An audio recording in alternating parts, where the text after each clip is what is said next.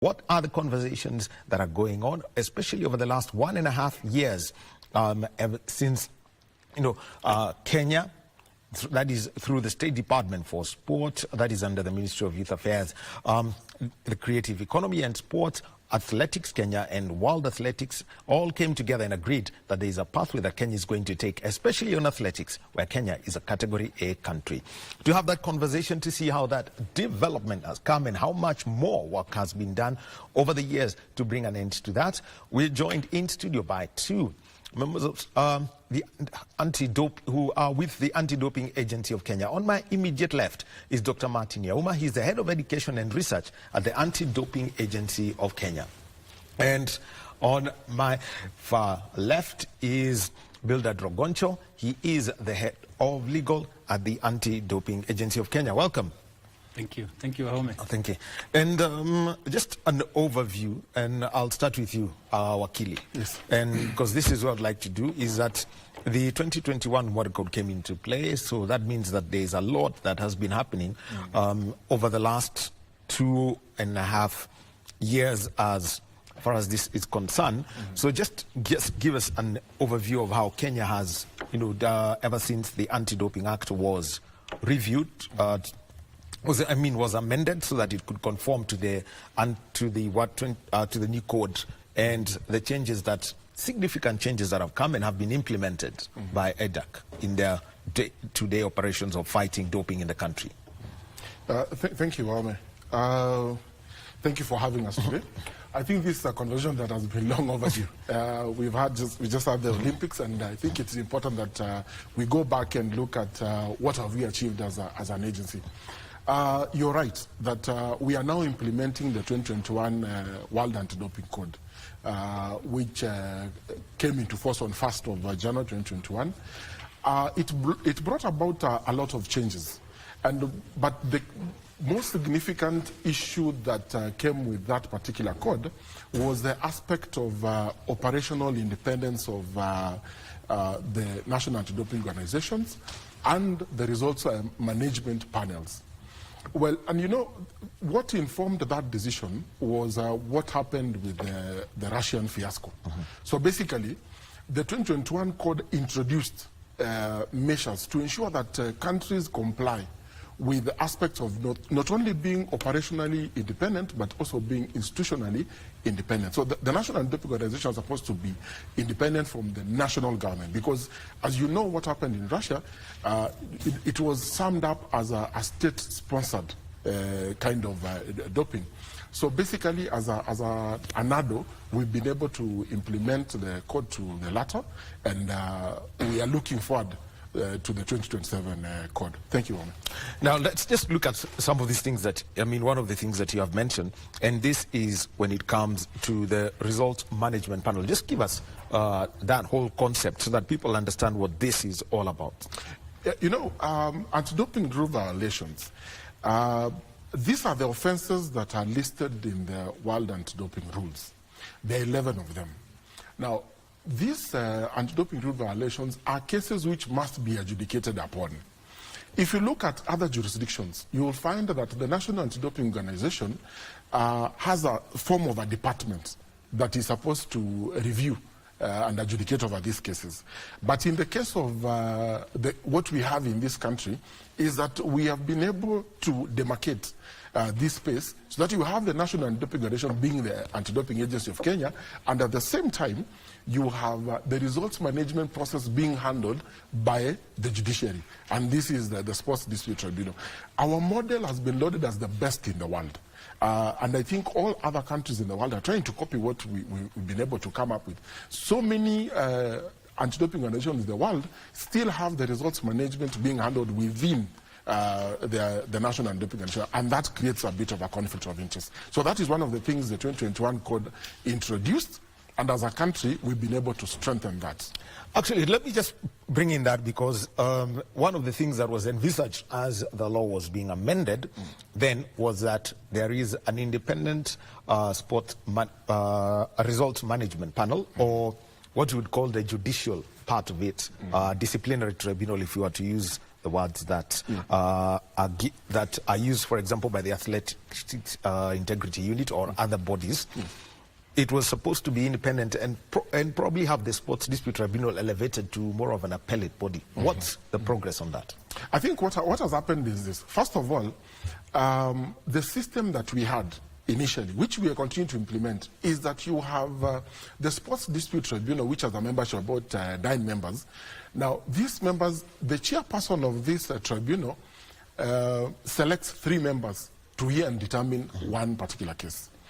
At the appellate level, the chairperson of the tribunal still selects another independent 3 members to hear and determine the appeals that arise from these first instance anti-doping violations. Now, what happened is this.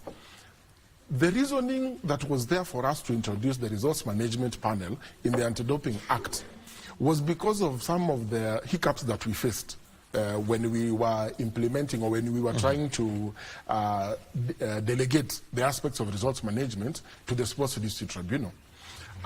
Initially, there was a misunderstanding between the Ministry of Sports and the judiciary on whether these anti-doping rule violation cases, if they are being handled by the Sports Tribunal, how are we supposed to remunerate the members of the Sports Dispute Tribunal?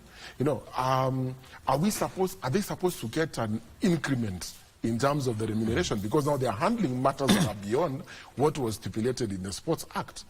Now, we sought an advisory from the Attorney General. The Attorney General guided clearly that if you look at the Sports Act, it provides that where 2 parties agree to take a matter before the Sports Tribunal, then the Sports Tribunal has the duty to take up those matters. And that is how we were able now to get the Sports Tribunal working.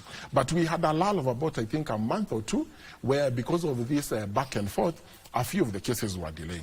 So we came up with the Resource Management Panel as a measure where in future, if we face such a scenario, we'll be able to activate it in the Anti-Doping Act.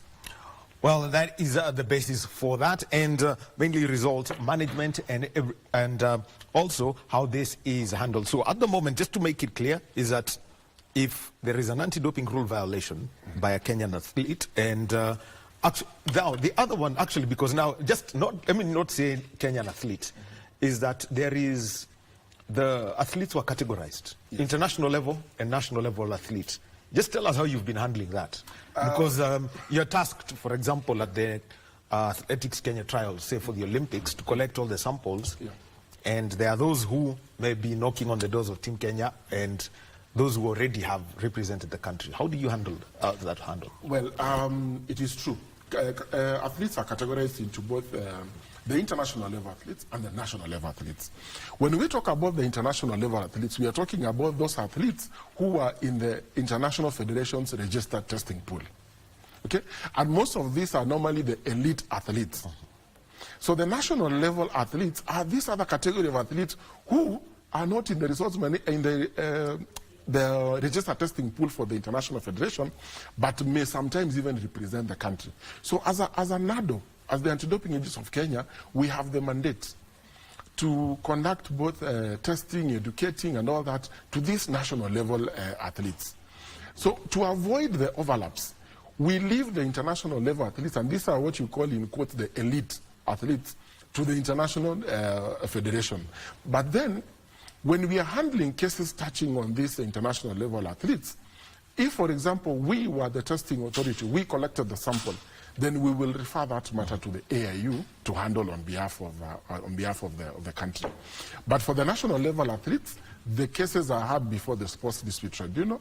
The appeals in the first instance can be handled by the Sports Dispute Tribunal, but a further appeal is available to them at the Court of Arbitration for Sport, if they so wish.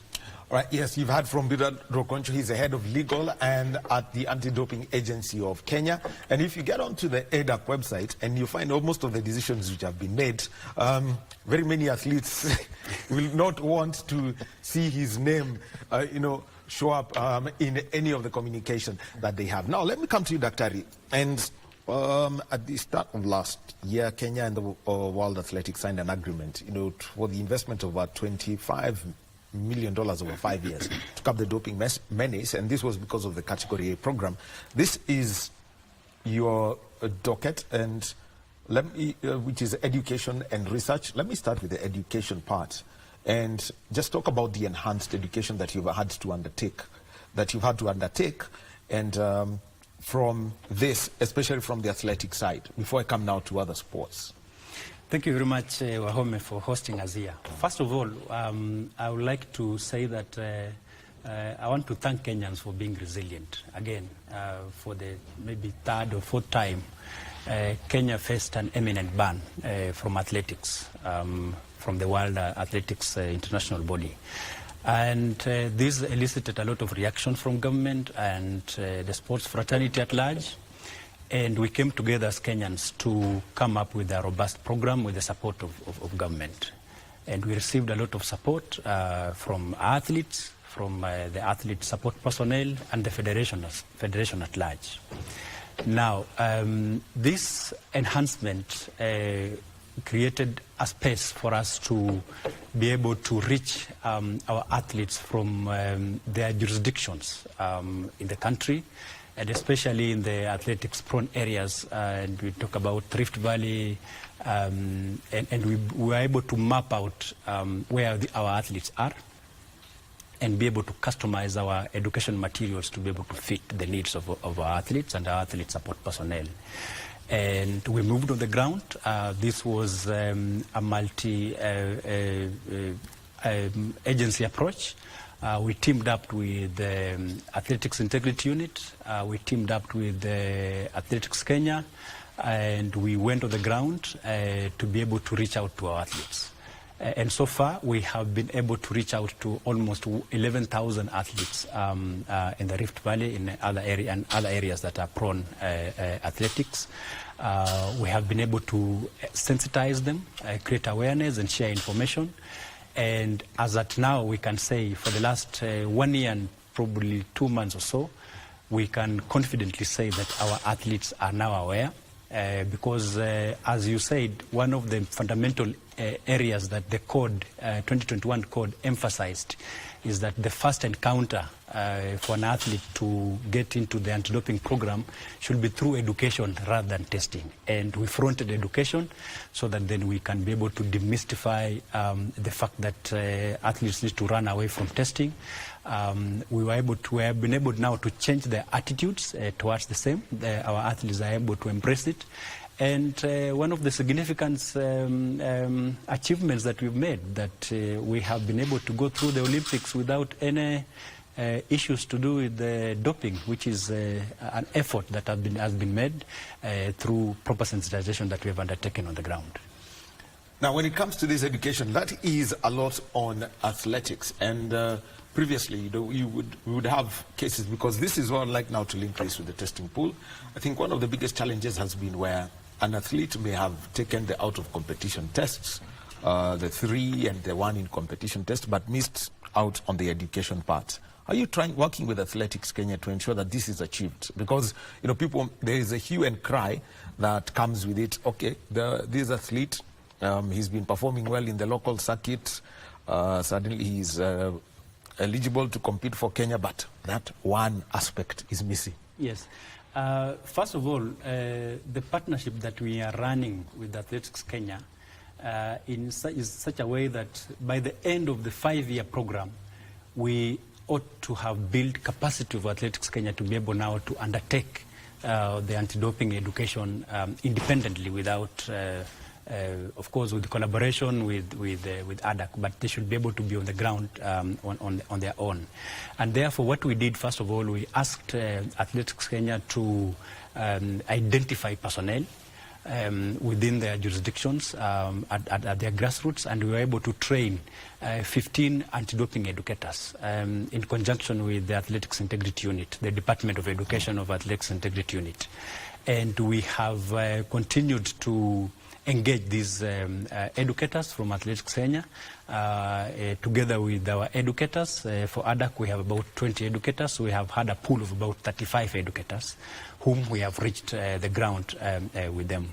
We have also built capacity of Athletics Kenya in such a way that now they are currently undertaking registration, because one of the areas that we really need to understand is where our athletes are, how our athletes performing, who is doing what, so that then we can be able now to be able to have a route to be able to reach them.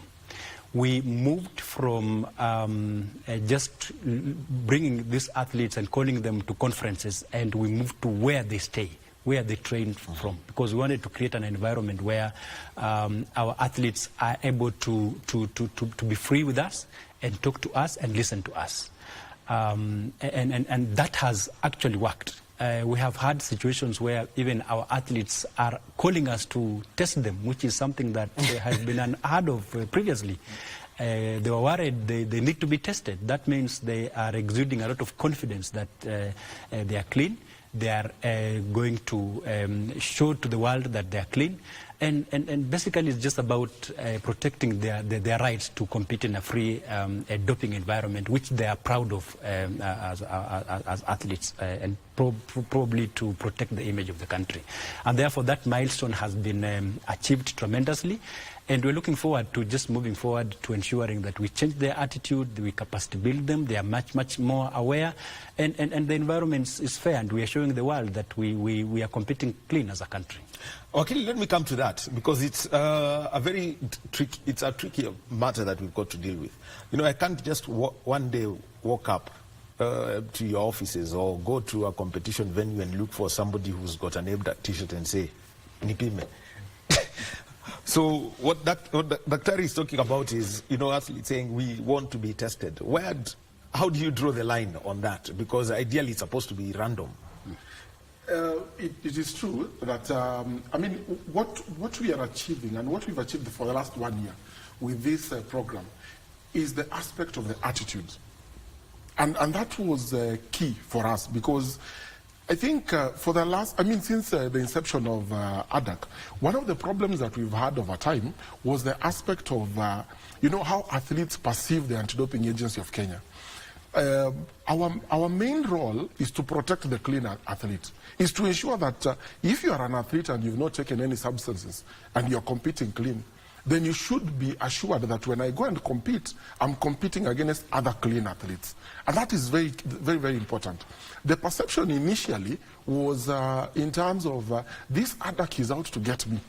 This ADAC is out to fix me. This ADAC, you know, the athletes didn't understand the doping control process. They didn't understand how this anti-doping program is actually run. And that is what we've been able to achieve for the last 1 year. Looking at the numbers that this program has enabled us to be able to meet, more and more athletes are now informed. And that is why you're seeing them saying, I know my rights. I know that I've been training clean. I know that I've not been taking the prohibited substances, because we are now giving them a pocket-friendly prohibited lists. So they know that, I mean, I'm a clean athlete. And I want the world to know that as a Kenyan, I'm a clean athlete. When I go and compete in New York, I want to win, and I want to inform the world that I'm a clean athlete. But then let me tell you this, Waume. Our testing regimen is not haphazard anymore. It is informed. We have enhanced our investigation and intelligence gathering teams, so that by the time you are coming to collect your sample, we know exactly what we are looking for. So we are moving on steadily as an anti-doping organization to try and harmonize and be able to effectively and efficiently use the resources which this government has allocated to us. And the message that we are sending to the world is that as Kenya, we are committed to this cause, and just give us time and we will be giving you very many clean teams. Daktari, let me come to this, because intelligence investigations and all the research that comes with it and what you're going to look out for. I think 6-7 years ago, the World Anti-Doping Agency, the Athletics Integrity Unit, and ADAC were involved in a process, and the whole focus was, I think I would have to go to the words of the IOC president, and in 2016 when he said that there is no that a Kenyan athlete don't have the benefit of doubt. Ideally, they were guilty even before any sample was collected. And so a lot was done. And the intelligence report came up, and 2 substances were found. There was EPO and nandrolone. Yeah. And end, I remember when that report was presented, some federations were in shock that such a thing had happened. What's been the recent, trend about what athletes are using? Because we get to see, especially with the AIU sanctions, they are very straightforward. You have been caught with substance A, B, C, D, in the case, and I think you also got the same dispensation to announce provisional suspensions. Yeah. What's the background now, and where are the risk areas? Basically, first of all, the 2018 report that was released by WADA gave us a baseline to start on. And that report described doping in Kenya as individualized and opportunistic, as compared to the WADA, the Russian doping menace that was state-sponsored, the McLaren report. Yes. So, and it highlighted, the way you said, some of the prominently used substances in terms of the prevalence of nandrolone, which is a steroid, EPO, especially for long-distance runners who just want to get endurance and so on and so on. And it gave us the direction in terms of our focus, in the sense that probably when now a risk assessment is undertaken to understand which areas to focus on in terms of testing and which substance to analyze when we pick these samples, whose trend has now been going on up to now, from 2018 up to right now, 2014. We have seen more or less the same substances being used by our athletes in some terms of the results that are coming up from our laboratories. But again, we have also seen some more substances being used. For example, triamcinolone, noradostorone, and of course anabolic agents and narcotics and so on and so on. And therefore we are so keen on the prohibited list that is normally released by the World Anti-Doping Agency, because they normally update this list every October of every year, but now it gets into effectiveness every 1st of January of the following year. And therefore, our analysis, the way my colleague Bildad has done in terms of testing, is so intelligence-based in such a way that we analyze, we understand the sport, we understand the needs of the sport, we understand the situation in terms of the parameters of which will enable an athlete to be able to use those substances, and we advise the laboratory accordingly based on the substances we have taken.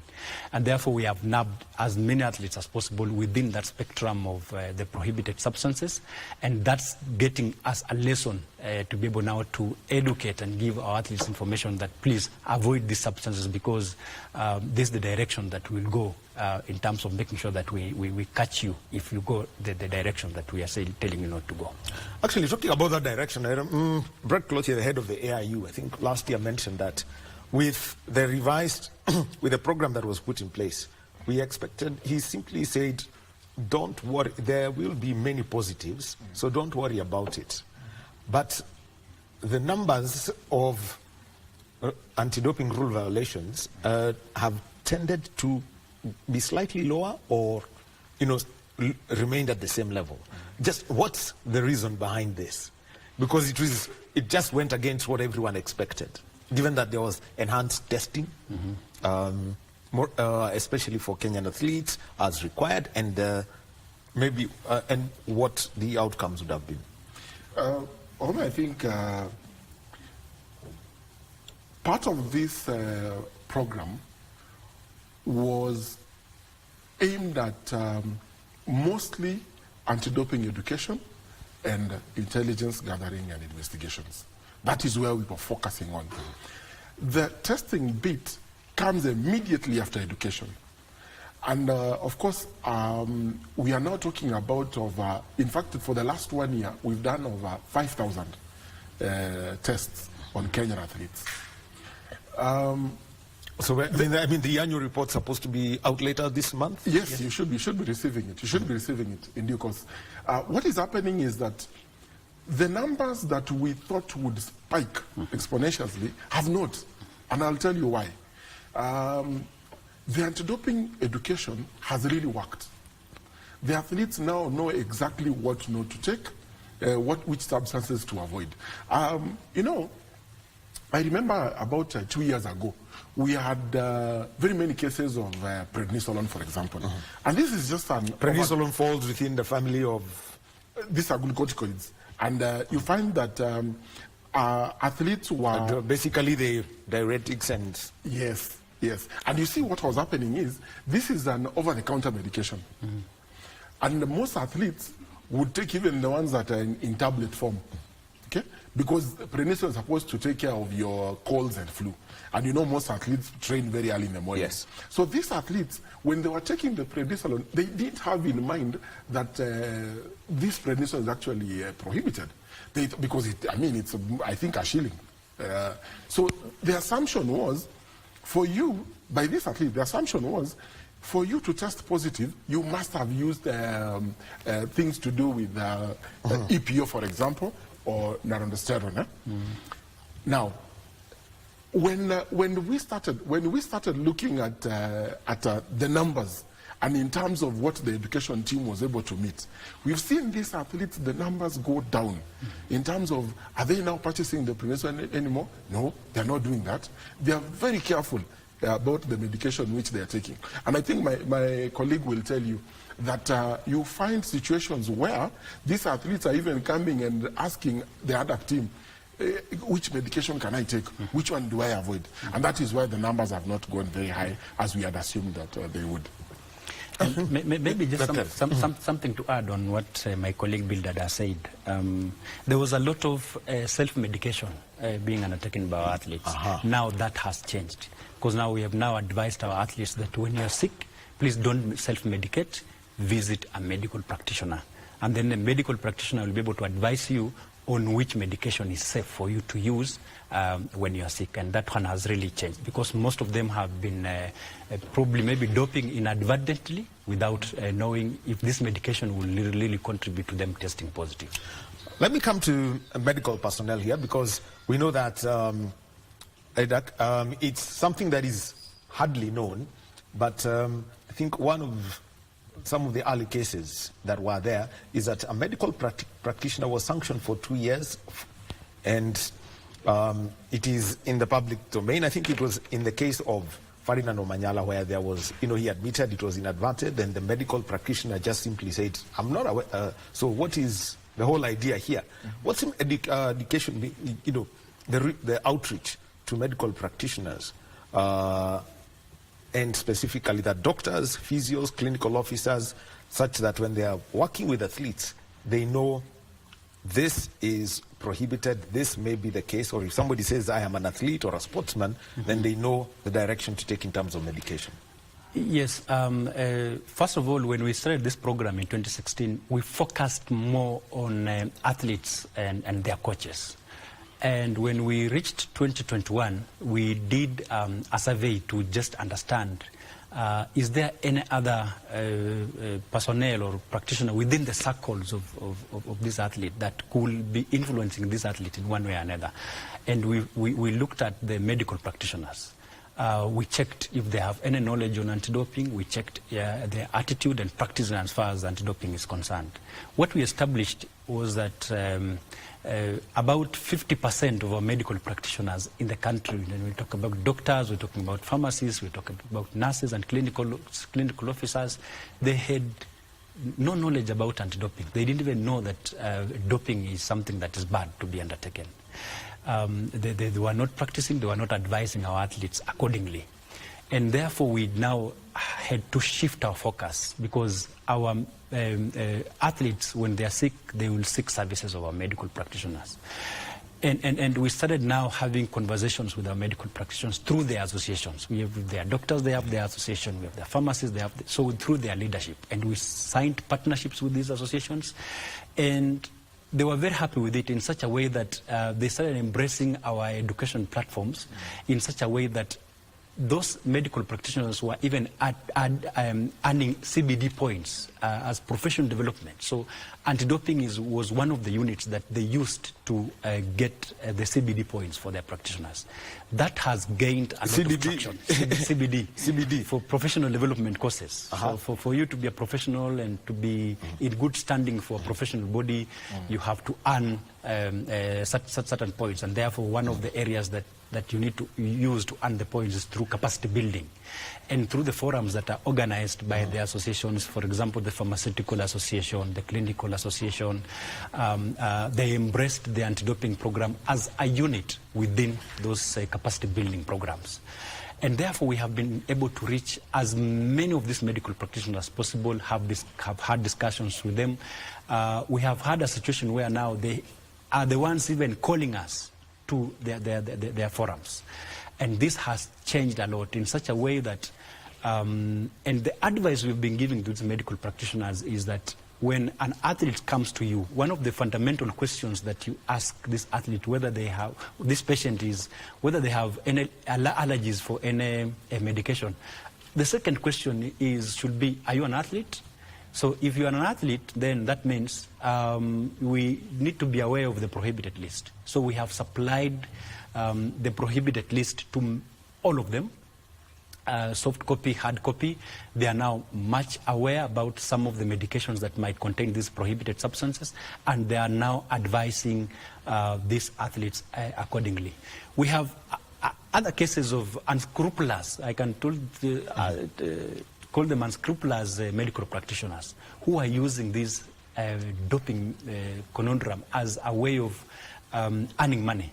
They are cheating our athletes, thinking that probably they will maybe give them these medical substances that contain prohibited substances, then probably find a way of masking. And they are convincing some of our athletes to undergo that. And that's why our investigation team and intelligence gathering team is on the ground to make sure that we nab them as much as possible, eliminate them, and use the Section 42 of the Anti-Doping Act to make sure that they are punished as much as possible, to send a message to other medical practitioners that's not the way to go.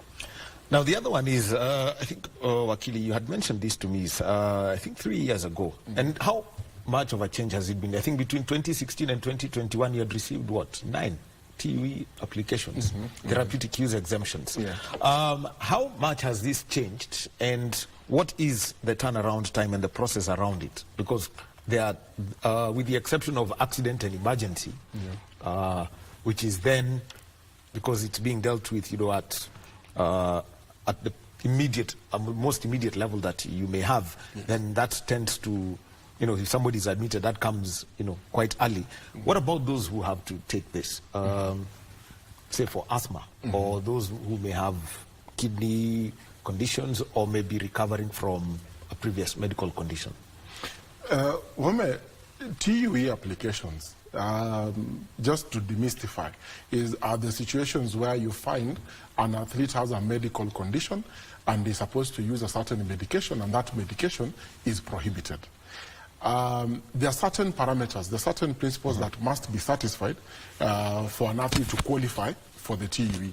And one of them is the aspect of whether there is any other medication which can be used as an alternative.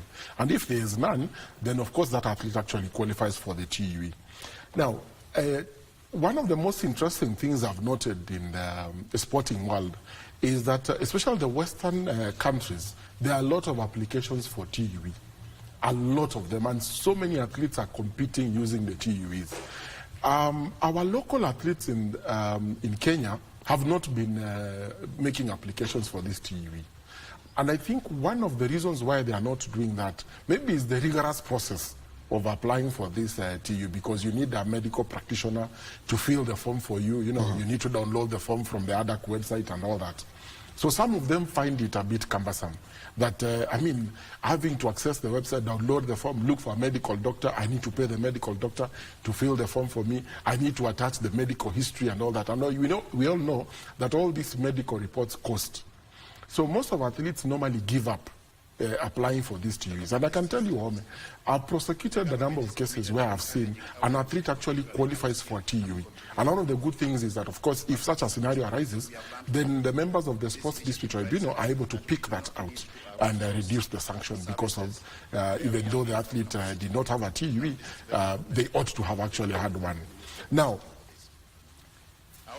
I wouldn't say that much has changed from 2018 to date. We are trying to sensitize the athletes on, the uptake of TUE, but I've not seen the numbers go up. And as I've said, it is because of the cumbersome process of making these applications. But I believe that the education team is doing all that it can to try to sensitize the athletes to the extent that it is to their benefit. Even if it is a rigorous process, it will assist you as an athlete to continue competing with your medical condition. So let me just mention this, because you mentioned something prosecuted. I think the easiest to pick out, and this is because we've heard of athletes, is asthma. That is that's the easiest that we can pick off the top of our minds. Yeah. Which are the others that you're seeing athletes, talking about when it comes to this? I think the most prevalent has always been salbutamol, which covers asthmatic cases for Kenyan athletes. I've not come across any other conditions that athletes are normally qualified for. In Kenya, 100% of the cases that I've come across are normally asthmatic cases. And when for you as an athlete, if you are asthmatic, definitely you cannot be able to compete unless you are actually on salbutamol, which unfortunately is a prohibited substance. So if you don't make the application for a TUE, then you will test positive. Now, one of the ways that I've seen some of the doctors try to manage this condition is through microdosing. There are certain thresholds of salbutamol. Once you exceed, then it becomes a prohibited substance. So what the medical practitioners are trying to assist the athletes with is ensuring the same has been said about EPO. Yes. You just play below the minimum. Yes. But you see, if the threshold, if the athlete, unless the athlete is anemic, but if the athlete is asthmatic, surely salbutamol will assist the athlete to that extent. And most of the time, when an athlete reports that, in fact, when they make the application for a TUE and they indicate to us the threshold of the amount which they are taking of the salbutamol, we normally advise them that if the need arises for them to take a higher quantity of the salbutamol, then they should now come back and make an application for the TUE. So that is how I've seen the doctors trying to manage that. Let me come to the current animal that is confusing everyone, because this is based on pure science, and we have seen athletes being sanctioned because of the athlete biological passport. Dr. let me start with you. Yes. Because this is where now you've got to educate the athletes, because they'll take your history for 6-7 years and analyze it. What's the whole basis of, the whole way of managing this, such that people understand? First of all, the ABP is called the Athletes Biological Passport Program. It arose because we have situations, the way my colleague has said, of microdosing, introducing very micro elements of prohibited substances which will not get to the threshold of what we can call doping to be able to enhance your performance. And you could see that the athlete is gaining advantage of these substances with time. And that's why the World Anti-Doping Agency came up with this program. All right, let me interrupt you slightly now, Dr. Yauma, because we've got to now move over, because the Deputy President, His Excellency Rigathi Gachagua, is speaking at the Foreign Travel Management Information System and Presidential Directions Management Information System launch. Let us listen into this, and we'll be coming back to that conversation, about the athletes' biological passports. Digital transformation. The Better Plan draws its inspiration from the Kenya Vision 2030 economic blueprint. The visions.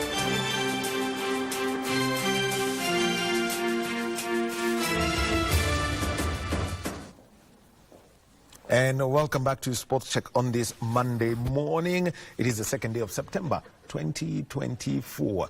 Well, conversations around sport is what we are having. We'll be having one about the World Youth Scrabble Championships that will be taking place in Sri Lanka over the weekend. It's coming up not far from, just about, 15 or so, 15, 20 minutes time. But right now, let's conclude this conversation about the fight against doping in Kenya. And in studio with me, I have got two gentlemen. Dr. Martin Yoma is on my immediate left. He is the head of education and research at the Anti-Doping Agency of Kenya. And we also have got Wilda Drogoncha, who's the head of legal at the Anti-Doping Agency of Kenya. Our sign language interpreter at the moment, Ann Wangeshi. Now, let me come back to you, Daktari. Yes. You were speaking about the athlete biological passport and how it works. And mainly the biggest challenge is microdoping, where somebody, for example, if you're supposed to have, if you use more than 5 ml of substance A, which is prohibited, then you can get caught easily, but you use two over time, and the effects build up. How does now this process work? Yeah, so basically what we do, we have two modalities. One, we check the hematological levels of athletes, the blood components levels. Okay. The blood components levels. Yeah, that was Okay. Yes. So of course the blood has the white cells, the hemoglobin, and the red blood cells. The small hemoglobins, the kids of hemoglobin, they are called erythrocytes. So then we have also the other model of measuring on the steroidal passport, in such a way that we measure the steroid levels of your blood components. So when one is microdosing, you will find that there is accumulated buildup of the advantages that somebody has. So we first of all get the baseline levels of your blood components, and then we store it. So at your baseline level, this is normally your blood components levels, okay?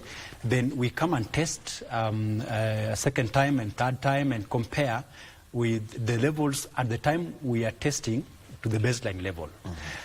In normal circumstances, you will find that for your body to gain the components that you need to gain for you to perform, in terms of strength, in terms of power, in terms of endurance, and so when you train, there is that gradual gaining of those components.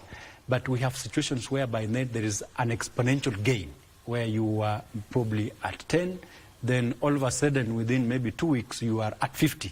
Then we start doubting in terms of your levels. And therefore, when we do those measurements within a period of time, we can build up what we call a passport that we can actually be able to conclusively say that this athlete has been microdosing.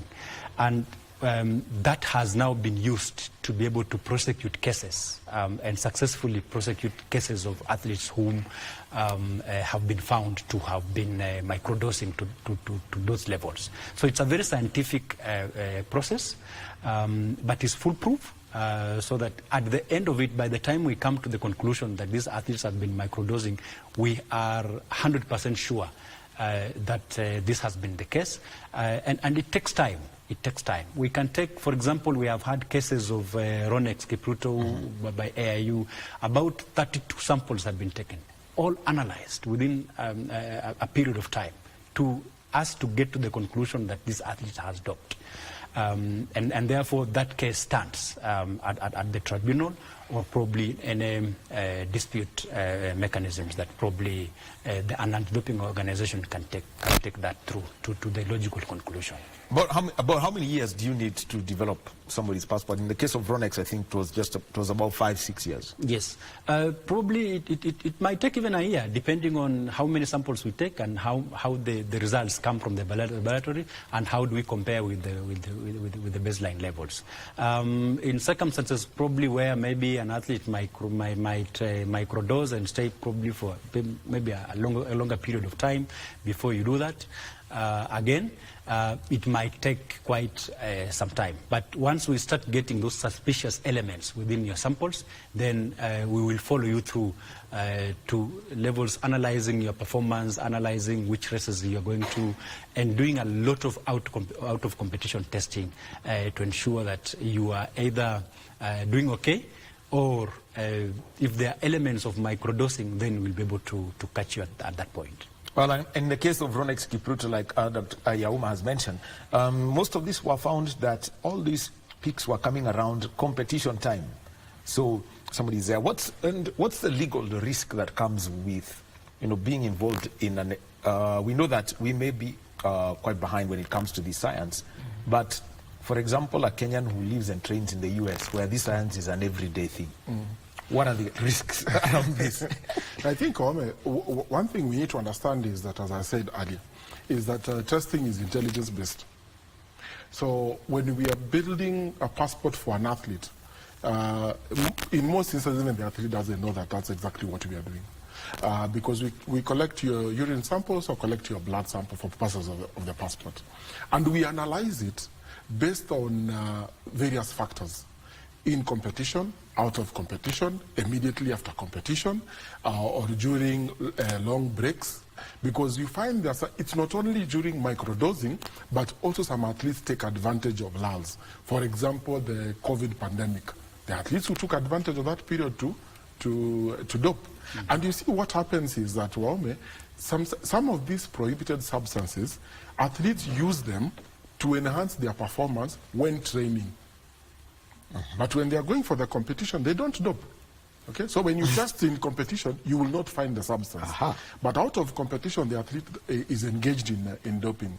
And that is why our testing process now is all the time.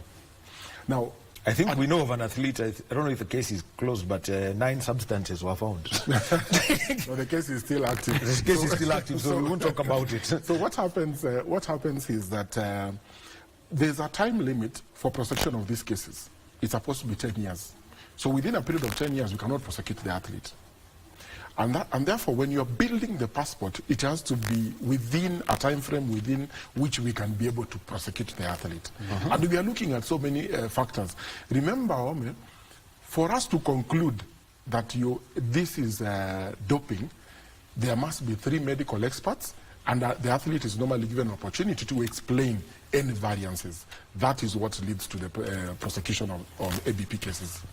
Now, let me talk about something else. And Wakili, this is, I want to throw it straight to you. 2 things. Number 1 is whereabouts. And number 2, who is responsible for the identification of athletes who can be part of a testing pool, national or international level?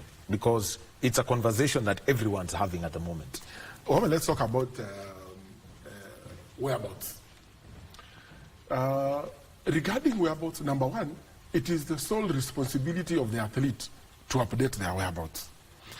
Now, let's put whereabouts aside. Let's talk about the register testing pool, because any athlete in a register testing pool is the one who is expected to provide their whereabouts. Now, for an athlete to be a part of a register testing pool, whether it is national level or at the international level, first of all, they must be informed. And what is the criteria? The criteria for you to be in a registered testing pool is at the discretion of the National Anti-Doping Organization or an anti-doping organization. It may be based on so many factors. For example, you just broken a world record. As a National Anti-Doping Organization, I want now to test you thoroughly to ascertain that indeed this is your God-given talent and not some other manipulation that you've been engaging in. For example, an athlete whose performance has grown from nowhere, and you've heard of such athletes. Yes. You never knew this athlete. For the last 10 years, you never heard of them. They are 35 years old. They are doing a marathon in Bogota, and they have just won it with a time which we've never heard of. That is close even to a world record. We immediately pick you up and put you in a registered testing pool. Now, what is your responsibility once you're in a registered testing pool? Once you're in that particular pool as an athlete, you should provide information regarding where we can be able to find you to collect your sample for purposes of testing and analysis. You provide a 1-hour window period within a 24-hour period where we know that your 1-hour window period is between 11 and 12. Monday to Friday, or during a quarter period. Now, when you give us this information, then we can be able to monitor and you can be able to collect your sample at any time. If you don't give that information, then you're guilty of whereabouts failure. But it doesn't work directly. There are processes that we have to go through for you to have a whereabouts failure.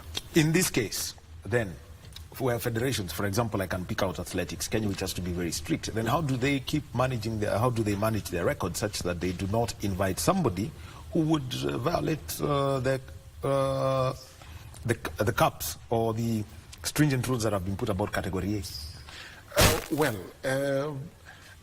I think the national federations have a duty. And that duty is paramount because all these athletes, for example, you picked Athletics Kenya.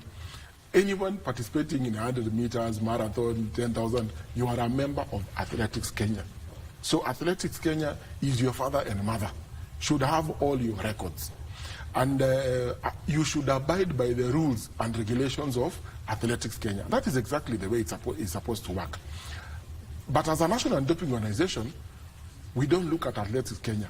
We are more concerned with you as an athlete. So if you come and tell me that, I failed my whereabouts because I had informed the Secretary General of Athletics Kenya to provide that information to ADAC, then that's none of my business. It is you that I'm looking at. All right, now, Dr. Eric, let me come to you. This is a closing one. Some of the sanctions that have been given, we looked at athletes, actually, I would call them, not from athletics, but from other sports. They are international level athletes. But what the substances that, they were sanctioned for are available every day on the street. People use them for recreational purposes. Others say they are for religious purposes. But what's the education being given to federations, especially about what falls outside of the law? And that fine line between countries like Portugal, where anything goes, vis-a-vis what the World Anti-Doping Agency says is considered a global narcotic. Yes. First of all, the prohibited list applies globally. So it's a standard that once you plunge yourself into sport as an athlete, then you are bound to abide by the prohibited list. Then it means those substances that are enlisted in the prohibited list, you're not supposed to take, whether you are from Portugal or you are from Meru. and therefore, what we are telling our athletes is that there is the principle of strict liability, that the athlete is ultimately responsible for what they ingest or what they apply and what they take. In the sense that now the athletes needs to be aware of the environment, aware of their life, and take charge of their lives. So, and basically we just normally advise our athletes is that if they're not sure about whatever they are doing, we are always available to educate them, to give them the information they need so that they can have the capacity to make informed decisions. Making an informed decision meaning that they are making a decision that they are all aware of the consequences of such kinds of decisions. And they know all that. So, of course, as in the country, we have issues to do with regulating, and some of these substances that are all over. And especially if you talk about supplements, they are being sold over the counter in chemists and even in shops. And therefore, we normally just advise our athletes to be aware and be wary of these substances, because you never know the risks that one will be taking if they get these substances into their bodies. So the education will continue. And we're just taking it not just at the elite level, we are even coming low to school-going children whom talent is just now being detected, to embrace what we call values-based education, so that these children they can have values. One of the values being honest, another value is just being respectful of the rules and respecting others, excellence in performance and commitment to it, so that then all efforts have to go towards achieving zero tolerance to doping. And therefore, if they observe these values, then we'll expect that the doping levels will be prevented to a larger extent. All right. Closing. Can I comment on that one? Comment. Just to protect or to defend the people of Portugal and Meru. I think the anti-doping program discovered that there's something we call recreational drugs. Yes. Okay. I'm talking about THC, cannabis. And what the anti-doping program decided to do is that the rules that pertain to such drugs are not as stringent as when you're talking about EPO, for example.